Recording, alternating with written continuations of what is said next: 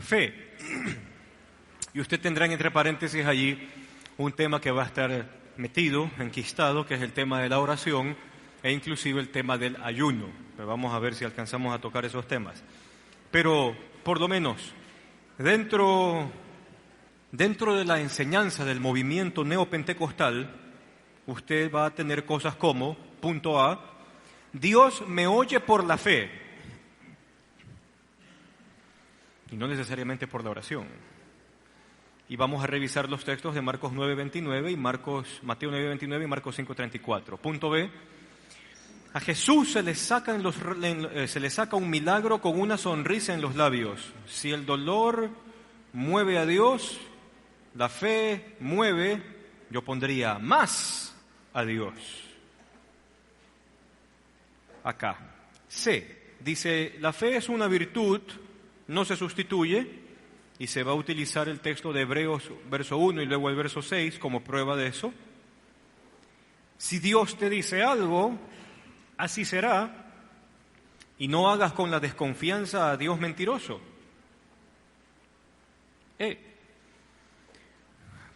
Según los niveles de fe, plantea el movimiento, hay diferencias, según este movimiento, entre ser guiado, ser lleno y ser acompañado con el Espíritu Santo.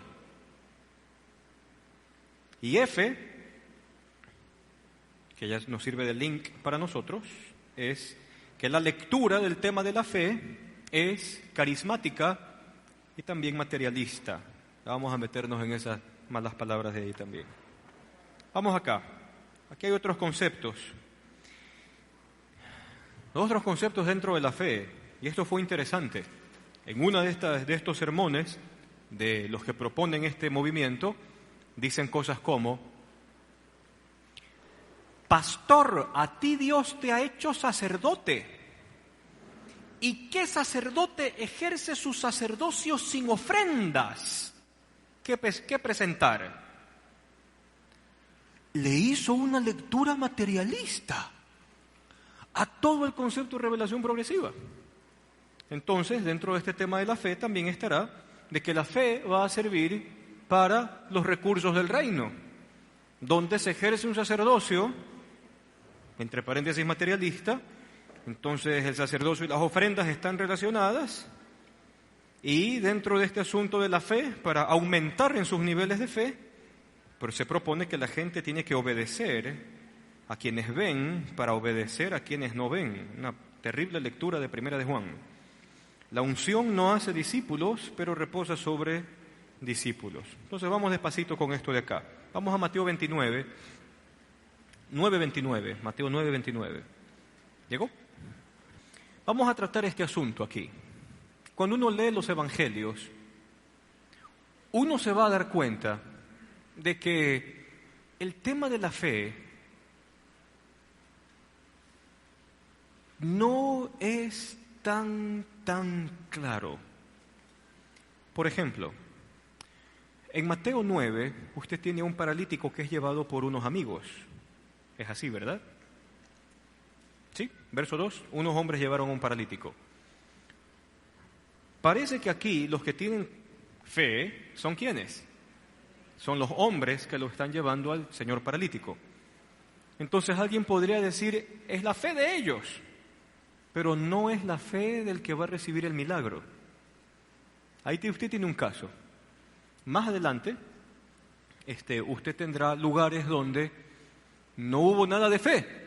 Y dice la Escritura, y Cristo no hizo allí ningún milagro porque la gente no tenía fe.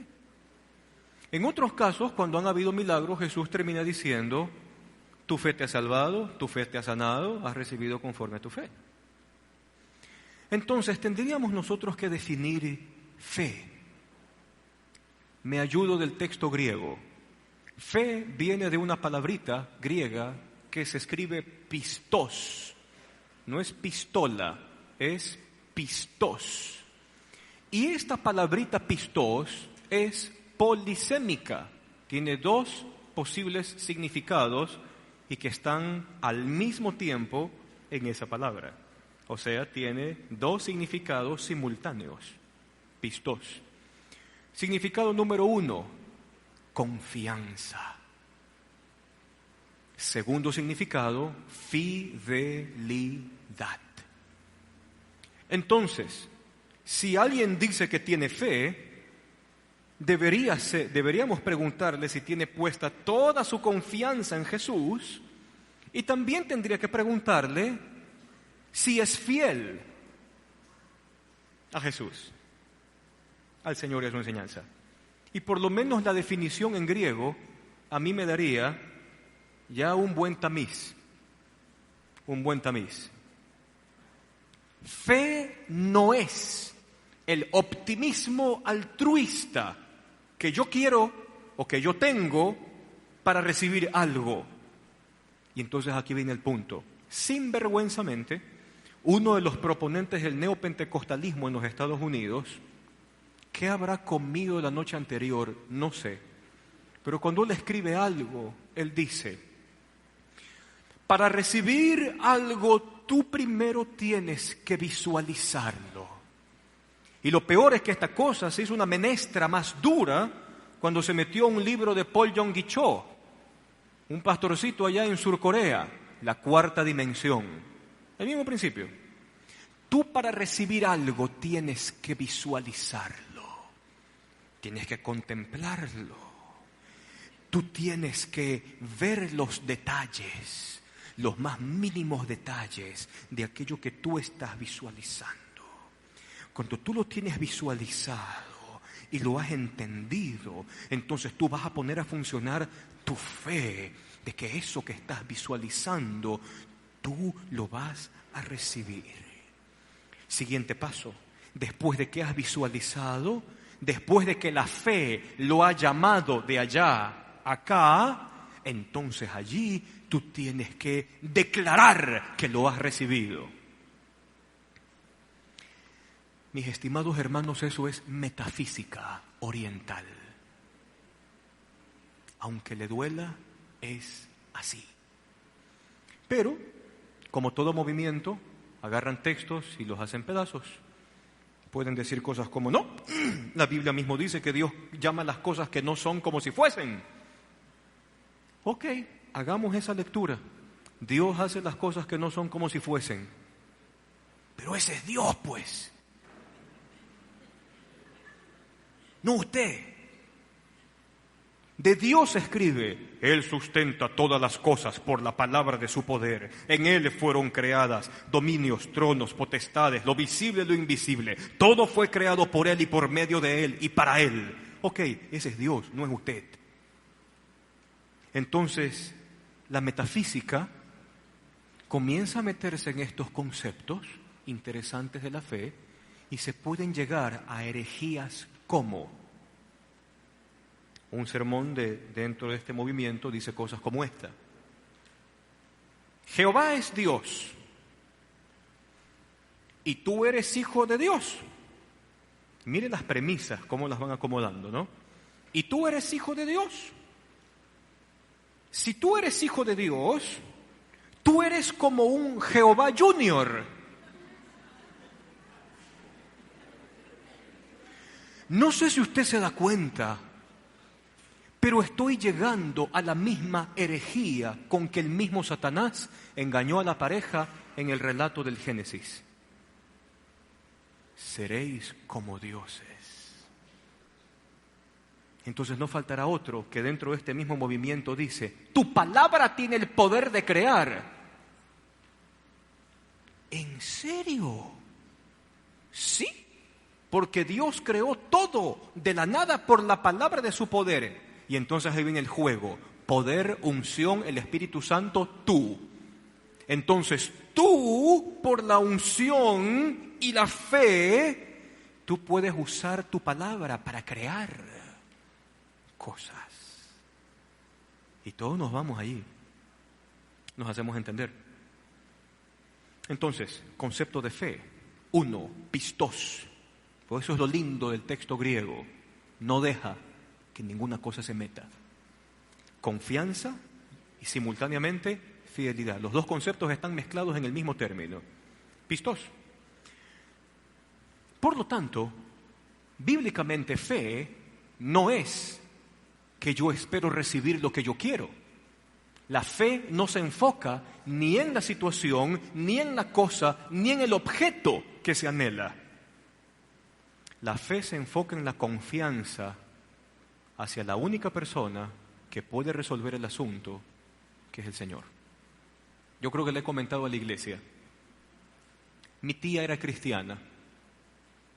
Mi tía se cuidó de su salud toda la vida. Contaba las calorías, hacía ejercicios, comía saludable, tenía una vida que usted dijera, esa señora va a tener unos años dorados excelentes. Y a mi tía de un día a otro le aparece un cáncer agresivo. Tenía su confianza en el Señor, inquebrantable, hasta el final. Entonces no faltó por ahí algún consejo, ¿no? Declara sanidad. Mi tía se murió y se fue con el Señor. Porque fe no tiene que ver con que yo reciba, tenga u obtenga lo que estoy pidiendo. Fe tiene que ver con que la persona en quien yo confío va a hacer lo que es mejor para mí. Eso es fe. ¿Nos hacemos entender? Espero haber sido explícito, aún con mi ejemplo familiar. ¿Ok? Entonces, ¿por qué esto? Porque es fácil. Cuando el milagro no sale, entonces, ¿qué pueden aducir? No recibiste porque te faltó fe. Pero espérese un ratito. Dentro del Evangelio, yo tengo milagros que Jesús hacía sin necesidad de que la gente tenga fe. ¿Me hago entender? O sea, para eso me sirven los relatos del Evangelio, para hacer prueba y error con esos conceptos. Pero mire las lecturas hasta dónde van. Entonces vimos el texto del paralítico. Vamos acá. Verso 27. Al irse Jesús de allí, 2 ciegos lo siguieron gritándole, «Ten compasión de nosotros, hijo de David». Cuando entró en la casa se le acercaron los ciegos y él les preguntó, mire la pregunta, ¿creen que puedo sanarlos?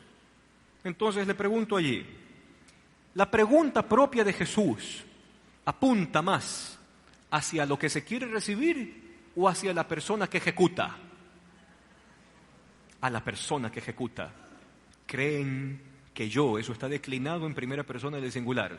Acuérdese de la gramática en la escuela, ¿ya? ¿Creen que yo puedo sanarles? ¿Y cuál fue la respuesta? Sí. La respuesta apunta a la persona. Sí. ¿Qué hace Jesús en su infinita gracia? Lo sanó. Lo sanó. Así de simple. Los milagros, entonces, son potestad propia de Cristo. ¿Cuál es la única potestad que yo tengo? Vaya por todo el mundo y predique el Evangelio a toda criatura. Se acabó. Haga discípulos en todas las naciones. Bautícenlos en el nombre del Padre y del Hijo y del Espíritu Santo. Esa es mi responsabilidad. Cristo se encarga de hacer cosas. Sigamos. Leímos Mateo, ¿verdad? Vamos a Marcos 5:34, otro texto. Marcos 5:34. Dice allí, hija, tu fe te ha sanado. Entonces, este texto, como el texto de Mateo, comienzan a contemplar la fe como una cosa. La fe es una cosa. Dejó de ser una confianza, dejó de ser el acto de fidelidad. En esta lectura neopentecostal, la fe se convierte en una cosa. Entonces, si yo vengo con esta cosa y se la doy al Señor, Dios está obligado a hacer lo que mi fe le está demandando. Pero espérese un ratito. Lea toda la historia. Haga el favor. Verso 34 decía, hija, tu fe te ha sanado.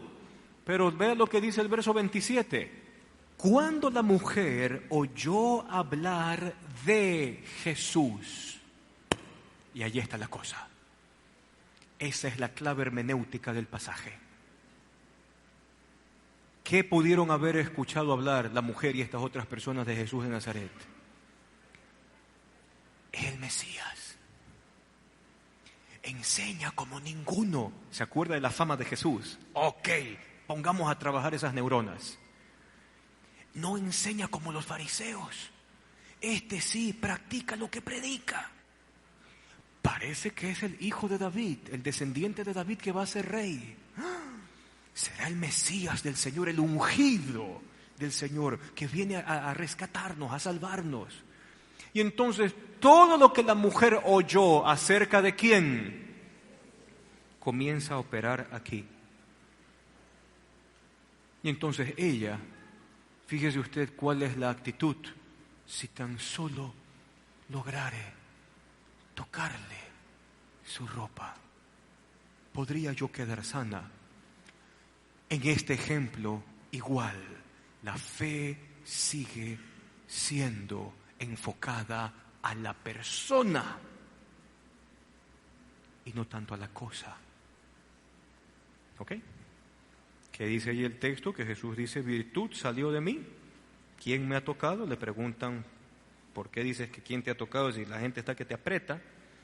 Y aquí viene un asunto interesante. Hija, tu fe. Pero ¿cómo usted traduce fe? Tu confianza y tu fidelidad. Ahora espérese, que después de eso hubo todo un ejercicio interesante. Porque él comienza a preguntar en medio del tumulto, ¿quién me ha tocado? Y aquí hay un asunto terapéutico. ¿Cuál es el asunto terapéutico? Esta mujer, por el flujo de sangre, era una paria de la sociedad. No podía estar cerca de la gente. Por eso va a gatas, para que nadie la vea. No vaya a ser que le digan, ¡ah, inmunda! Y salgan corriendo, o algo así. Jesús se hubiese quedado, pero este es el temor de la mujer. Y Jesús, con toda esta pregunta y toda esta cosa, está haciendo que la mujer salga de tras bastidores, porque la tiene que, aunque usted no lo crea, honrar.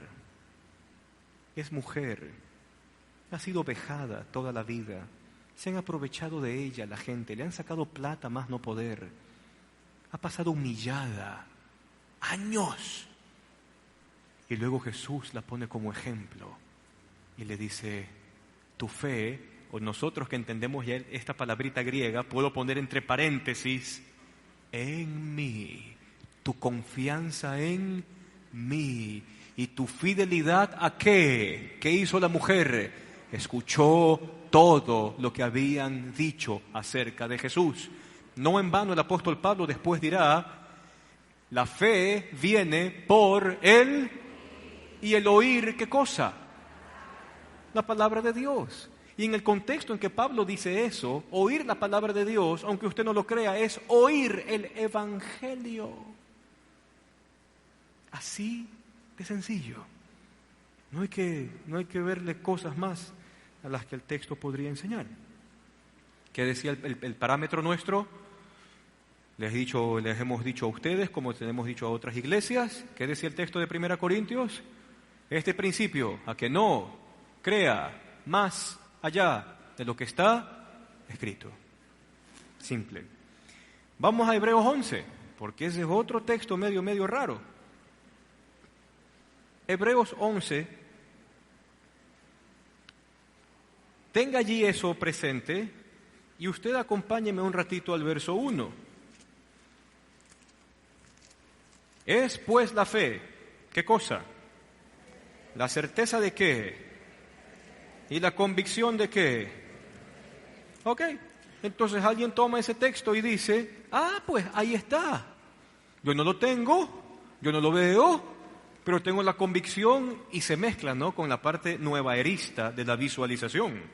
Visualización, contemplación, personalización y declaración.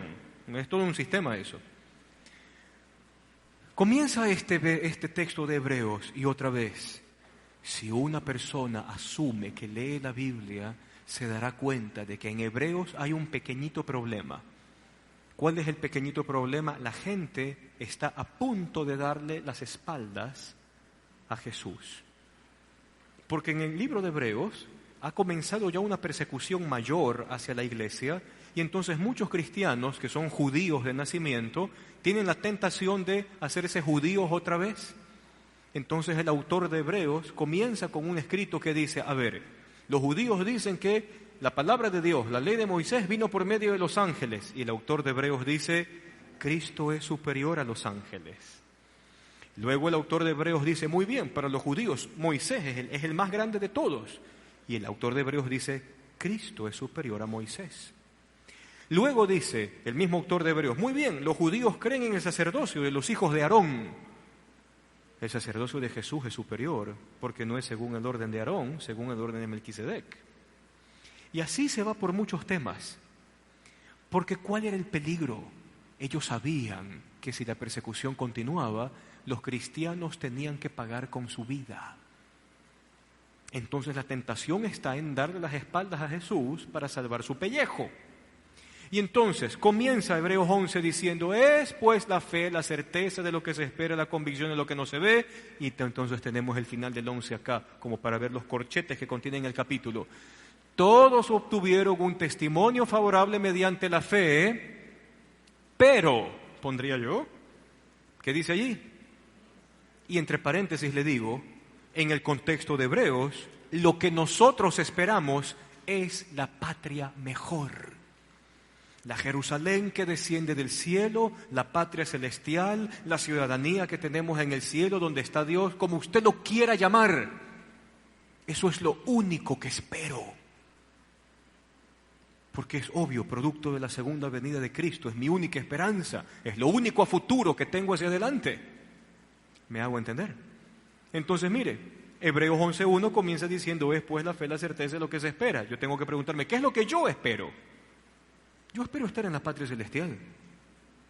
Yo espero estar con el Señor. Yo espero vivir con Él.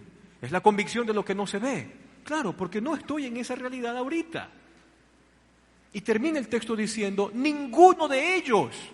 Óigame, o sea que vamos a ponernos a pensar aquí de que estos hombres como Jeremías, Isaías, Daniel, Oseas, Nahum, Sofonías, Malaquías, el mismo Moisés y toda esa gente, fueron unos papanatas, pues.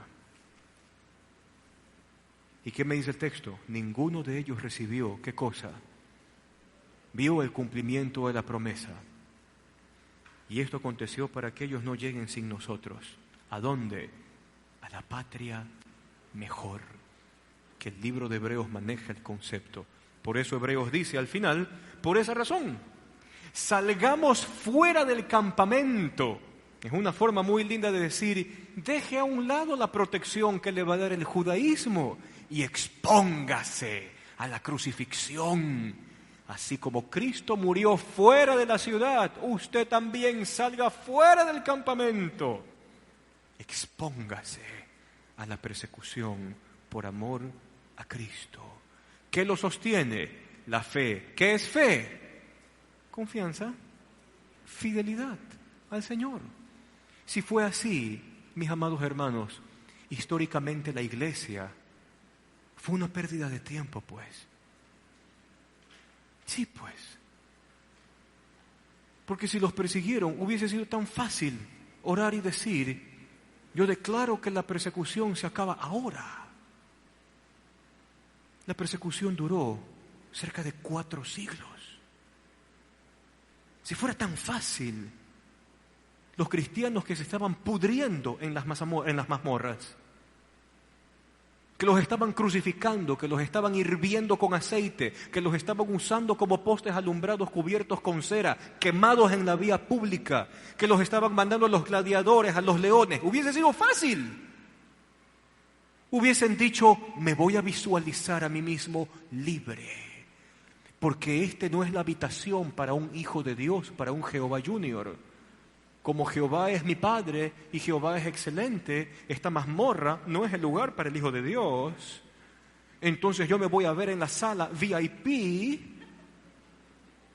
y yo no estoy aquí. Y por la fe declaro que yo no estoy aquí. Y eso no pasó en 4 siglos de historia de la iglesia. ¿Y qué vamos a decir? Que los mártires fueron una pérdida de tiempo. Por la sangre de esos, el Evangelio llegó acá. ¿Me hago entender? ¿Ok? Entonces, la fe, confianza, fidelidad. a ti no me va. Entonces aquí vienen cosas interesantes. Vamos a lo que la Biblia dice, y ya nos acercamos a Hebreos 11, del 39 al 40. Vamos al punto B, 2 Corintios 5, 7, ¿qué es lo que dice allí? Dice, vivimos por fe y no por vista. Y por si acaso, el contexto de 1 Corintios tiene que ver con la esperanza escatológica. ¿Qué es eso? Cuando hablamos de escatología, estamos hablando de los tiempos finales. ¿Y cuál es la esperanza nuestra de los tiempos del fin? La segunda venida del Señor. Entonces, si la iglesia anda por fe y no por vista, tendría que enfocarlo a lo que el contexto me dice. Quiere decir que mi vida se enfoca en un solo hecho futuro, la venida de Cristo. Y teniendo en mente ese hecho futuro, puedo ser sabio para vivir el presente. Vivimos por fe y no por vista. Pero las malas lecturas acontecen cuando no tomo en cuenta el mensaje del libro, ni tampoco el contexto literario donde está escrito. Otro texto, Romanos 16. Mire lo que el Nuevo Testamento también nos agrega esto. Romanos 16, del 25 al 27. ¿Qué dice allí? Y aquel que es poderoso para afirmarlos conforme a mi evangelio y a la predicación de Jesucristo según la revelación del misterio que ha sido mantenido secreto durante siglos sin fin, pero que ahora ha sido manifestado y por las escrituras de los profetas, conforme al mandamiento de Dios, se ha dado a conocer a todas las naciones para guiarlas ¿a qué? En el contexto de Romanos, fe es igual a enseñanza. Porque claro, usted recibe el mensaje porque alguien se lo enseña, alguien se lo dice, alguien se lo predica. La fe viene por el oír. Y por lo menos en la carta a los Romanos, fe habla del contenido del mensaje. Por lo tanto es doctrina, es la enseñanza en la cual usted confía. Son sinónimos. Vamos a otra. Romanos 10, 17. ¿Qué dice allí? Resultado de recibir el mensaje del Evangelio. Así que la fe viene como resultado ¿de qué? De oír el mensaje, y el mensaje que se oye, ¿cuál es? Es la palabra de Cristo. Nuevamente es una mención hacia el Evangelio, propiamente. Otro texto, Romanos 14, del 1 al 2. ¿Qué es lo que dice allí? Para llenar este punto que dice que la fe sería la madurez que trae al conocimiento. Romanos 14, 1 y 2. Veamos el texto. Reciban al que es débil en la fe, pero no para entrar en discusiones. A algunos su fe les permite comer de todo, pero hay quienes son débiles en la fe y solo comen verduras. En este contexto tendría que ver que la fe me está llevando a una madurez, pero es una madurez que le hace bien a la iglesia en su plenitud. ¿Sí me explico? Porque habla ahí de comunidad. Si uno es débil y yo soy fuerte, entonces yo tengo que... Pero lo que pasa en estos movimientos es un poco de competencia. ¿Y cuál es la competencia? Yo tengo más fe que otro. Y comenzó la competencia, ¿no? Entonces uno, por ahí un pastor sencillo dice, no, yo quisiera que mi comunidad conozca al Señor. Y peticiones lindas, ¿no? Entonces viene la competencia. Yo por eso veo ahora estadios llenos. O sea, ¿qué nos pasó? Pasamos de la vida eclesial, linda y sencilla, a una competencia por resultados. Pero acuérdese que viene el concepto de unción, según el movimiento. ¿Y qué es la unción? Es la capacidad de tener mayores resultados. Y comienza la competitividad. Si tú tienes una iglesia de 50 miembros, no tienes el poder de Dios.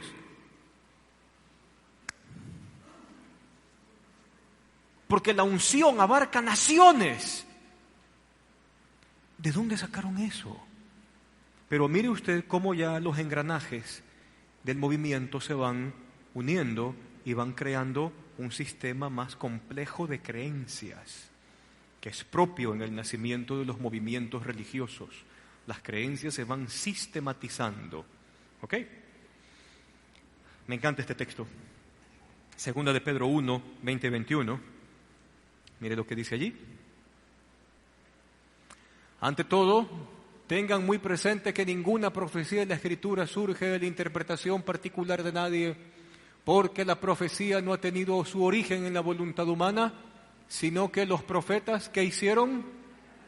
hablaron los profetas del Antiguo Testamento, y hablaron está en tiempo pasado.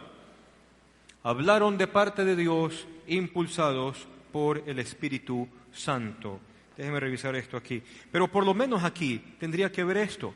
A nadie, a ningún profeta del Antiguo Testamento se le hubiese antojado sacar alguna declaración antojadiza movido por la fe. Y esto es algo que en una clase de aquí de la iglesia hemos revisado. Preste atención. 2 características de los profetas y que el Deuteronomio dice, profetas falsos. Primera característica. Viene un hombre, te dice algo, ese algo no se cumple, y te dice que sigas a otros, y te dice que ha hablado de parte mía, apedréalo, córtalo del pueblo y así eliminarás el mal dentro de ti. Segundo caso, un hombre habla, se cumple lo que dice, pero te dice que te vayas en pos de otros dioses, apedréalo, córtalo del pueblo y échalo de ti y así eliminarás el mal. ¿Ok? Movimientos de fe con profecía luego se van a ir uniendo poco a poco, porque luego será la confianza que usted le ponga a lo que el otro le dice. Pero el texto bíblico me dice, es la palabra de Dios, es el mensaje de Cristo, es lo que se oye de Jesús. O sea, son otras categorías. No sé si me hago entender. ¿Ok? Entonces, los profetas del Antiguo Testamento pasaban pruebas de fuego, a casi todos los mataban. Porque hablaban de parte de Dios, los perseguían, lo que decían se cumplían y le amaba el pueblo que se humille delante del Señor a quien habían traicionado. En una de estas conferencias neopentecostales sale uno que dice, yo veo, entonces la gente comienza a temblar, yo veo de que el gobernante de Cuba en 2 años va a morir. Eso fue allá por el 2005. Y no pasó. Continuó este hombre. Había gente ecuatoriana allí, ¿no? Usted sabe que la gente se vuelve loca cuando nombran a su país en otro lado. Y tengo una profecía para Ecuador. La gente. Quien va a ganar va a ser un presidente que tiene su corazón con orgullo, pero después de 2 años será echado del poder y se levantará otro conforme a mi corazón, dice el Señor. Y nosotros llevamos 9 años con el señor presidente de la República que tenemos hasta el día de hoy. A la luz de las reglas del Deuteronomio, ¿qué tendría que hacer yo con ese hombre?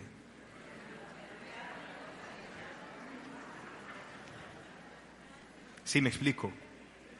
O sea, si se asumen serlo, sométanse a las reglas del juego. En todo caso, último texto, Lucas 18, el 1 al 8, perdóneme, pero usted va a tener allí la descripción de la viuda que va delante del juez injusto. ¿Y qué es lo que dice allí al inicio del capítulo? Y le refirió Jesús una parábola para que entiendan cuál concepto, que deben de orar siempre sin desanimarse. ¿Cuál es la enseñanza de eso? La enseñanza de eso es, ¿vas a recibir lo que pides? No, el mismo contexto me dice el objetivo, orar sin desanimarse. Y entonces va la viuda 1 vez, 2 veces, 3 veces, hasta que el juez dice, me molesta esta vieja, no temo a Dios, no temo a los hombres, pero me fastidia, le voy a hacer justicia. Y Jesús utiliza un ejemplo por oposición o contraste. No hará justicia el Padre que está en los cielos a los que se les pida. Y aquí viene nuestra esperanza de los tiempos del fin. ¿Cuándo será el día en que el Señor va a hacer justicia plena para todos nosotros? En el día del juicio. El día en que Él venga. Porque usted hoy quizás tenga un problema legal y usted no va a salir ganando. Pero en el día final, Dios va a darle a cada uno según lo que haya hecho. ¿Me hago entender? ¿Sí me explico? Pero, como usted verá, esto también se mal usa. ¿Preguntas? ¿Preguntas? Ok, primera pregunta. La parábola de la viuda de Lucas 18 que te referiste ahorita, la usan para probar que la insistencia mueve la mano de Dios. Aquí viene un asunto de entender los atributos divinos. Porque, permítame sentar un ratito. ¿Por qué atributos divinos? Porque ¿sabe qué? Dios ya contempló el final de todas las cosas. Dios ya sabe lo que va a acontecer.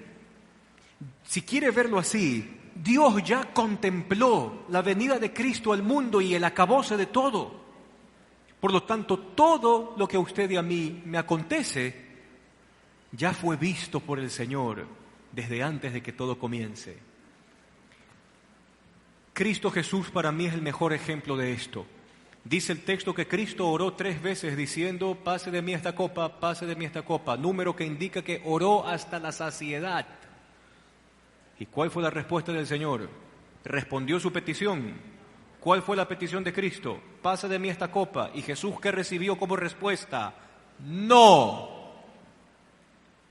Y después el texto dice que Jesús entendió que esa era la voluntad de Dios, morir y de esa forma, y él mismo dice, levantémonos que me van a crucificar. Yo no puedo mover la mano de un Dios omnipotente, porque estaríamos hablando de una crisis existencial en Dios, donde la creación le dice al Creador lo que tiene que hacer. Y desde el Antiguo Testamento, y el concepto permanece hasta el Nuevo, está una frase que dice, le dirá el barro a su hacedor, ¿por qué haces así? Dios también responde en Jeremías capítulo 18 diciendo, ¿acaso no puedo hacer yo con mi pueblo de la misma forma que el alfarero hace con la vasija de barro que se desbarató en su mano, oh casa de Israel? Entonces, si yo creo en un Dios a quien yo le puedo torcer el brazo a punta de oración, ayuno y fe, usted estará invocando a cualquier Dios con minúscula, pero usted no está invocando al Dios de la Biblia, al creador de todo, soberano de todo, omnipotente, omnisciente, que sabe hacer las cosas a su debido tiempo. Cierro esa respuesta con estos textos de Job. ¿Quién le enseñó sabiduría a Dios? ¿Quién oscureció su consejo? Y la respuesta es, ninguno. ¿Por qué entonces son contestadas las oraciones de los que la visualizan? ¿Aquí acaso se aplica el versículo que dijo Jesús, si no están con nosotros, en contra nuestra son los nuestros? Okay. ¿Por qué Dios responde a la oración? Yo de la misma forma seguiría preguntando, ¿qué divinidad es la que responde? Porque Dios jamás va a responder una petición que va a hacer tender mi corazón hacia el mundo materialista, hacia la avaricia, hacia el amor del dinero o la sed de tener más, el lucro, la envidia o la codicia. El Dios de la Biblia no responde peticiones que hace así. Antes usaría el mismo texto que Jesús habla allí. El Dios de este mundo les ha entenebrecido el entendimiento.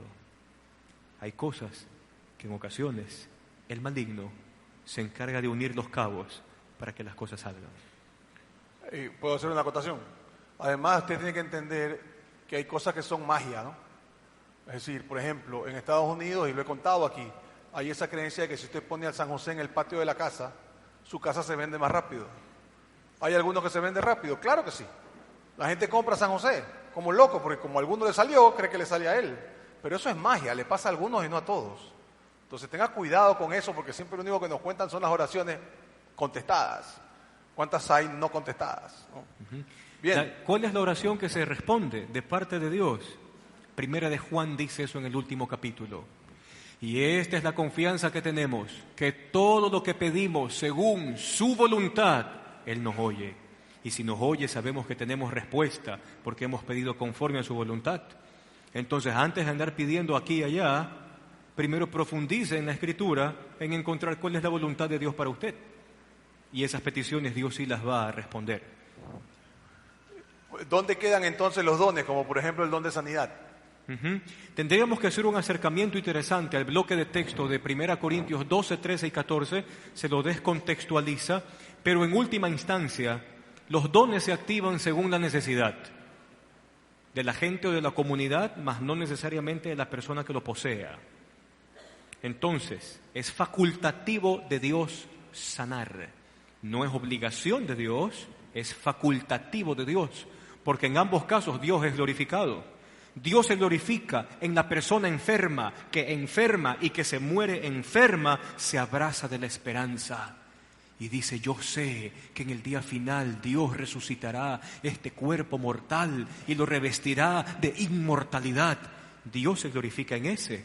Como Dios también se glorifica en el enfermo, que Dios ha tenido en su voluntad levantarlo y que la persona puede decir, no fui yo, fue la gracia de Dios en mí. En ambos casos, el punto central es la gloria de Dios, pero es facultativo de Dios sanar. Si usted tiene esa pregunta, se la puedo responder otro día, porque es larga la lectura de 1 Corintios. ¿Por qué está o sirve la fe si no nos va a ayudar? No digo que es obligación de Dios cumplir todo lo que queramos, pero ¿la fe nos ayuda o no? Esto parte por el concepto. Parece que quien hizo la pregunta tiene el concepto tradicional del movimiento neopentecostal, más o menos el que yo tengo la esperanza de que eso que yo quiero se me va a dar. Pero si yo leo la fe en la Biblia a la luz de lo que la propia palabra significa, yo confío en el Señor.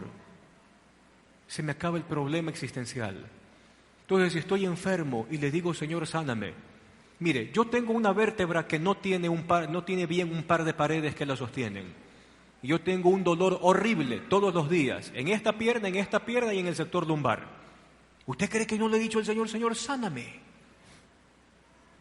Desde hace más de 8 años vengo pidiendo lo mismo. Y puedo decir que mi respuesta fue la similar a la del apóstol Pablo. Mi gracia te basta. Eso es todo. ¿Significa que mi fe no actuó? No, yo confío en el Señor.